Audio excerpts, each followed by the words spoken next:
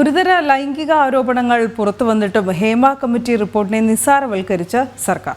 പരാതി ഉണ്ടെങ്കിൽ കേസെടുക്കാമെന്ന് സാംസ്കാരിക വകുപ്പ് മന്ത്രി സജി ചെറിയാൻ പറഞ്ഞു. റിപ്പോർട്ടിൽ നടപടി വേണമെങ്കിൽ കോടതി പറയട്ടെ എന്നും മന്ത്രി കൂട്ടിച്ചേർത്തു. മൊഴി പ്രസിദ്ധീകരിച്ചാൽ കേസെടുക്കാമെന്ന മുടന്തൻ ന്യായവുമായി മുൻ മന്ത്രി AK ബാലനും രംഗത്തെത്തി.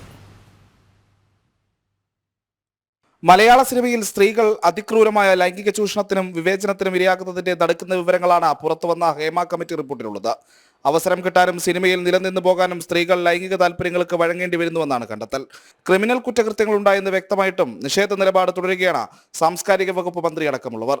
പരാതിയുണ്ടെങ്കിൽ കേസെടുക്കാമെന്നാണ് മന്ത്രി സജി ചെറിയാൻ പറയുന്നത്. ഗവൺമെന്റിന്റെ മുമ്പിലേക്ക് ഏതെങ്കിലും കാര്യം വന്നാൽ ഒരു വിട്ടുവീഴ്ച ഗവൺമെന്റ് ചെയ്യില്ല. ഞാൻ കൃത്യമായി പറഞ്ഞു, ആ കാര്യത്തിൽ നിലപാട് ക്ലിയർ ആണ്. ഞങ്ങള് ഇതിക്കൊപ്പമാണ്, ഈ സമൂഹത്തിനോടൊപ്പമാണ്. റിപ്പോർട്ട് പുറത്തുവിടാൻ 4.5 വർഷം കഴിഞ്ഞിട്ടും കണ്ടെത്തലുകൾ പൂഴ്ത്തിവെക്കേണ്ട ആവശ്യം സർക്കാരിനില്ലെന്നാണ് മുൻ മന്ത്രി AK ബാലന്റെ വാദം.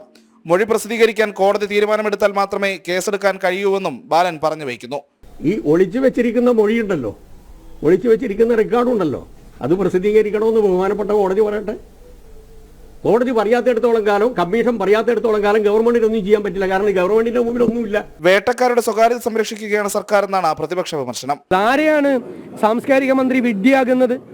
ഇരകളോടൊപ്പമാണോ വേട്ടക്കാരുടെ ഒപ്പമാണോ സർക്കാർ? സർക്കാർ വേട്ടക്കാരുടെ ഒപ്പമാണ്. ആരുടെ സ്വകാര്യത കളയുമെന്നാണ്? ഇരകളുടെ സ്വകാര്യത കളയണ്ട. സർക്കാർ ഇപ്പോൾ ശ്രമിക്കുന്നത് വേട്ടക്കാരുടെ സ്വകാര്യത സംരക്ഷിക്കാൻ വേണ്ടിയിട്ടാണ് സർക്കാർ ശ്രമിക്കുന്നത്. റിപ്പോർട്ട് പുറത്തുവിടാത്തത് കുറ്റം ചെയ്ത ആളുകളെ സംരക്ഷിക്കാനെന്ന വിമർശനവുമായി സാംസ്കാരിക നായകരടക്കം രംഗത്ത് വന്നതോടെ കൂടുതൽ പ്രതിരോധത്തിലാകുകയാണ് സർക്കാർ. 4.5 വർഷത്തെ മൗനത്തിന് ഉത്തരം പറയേണ്ടി വരുമെന്ന് സാരം. ജനം, തിരുവനന്തപുരം.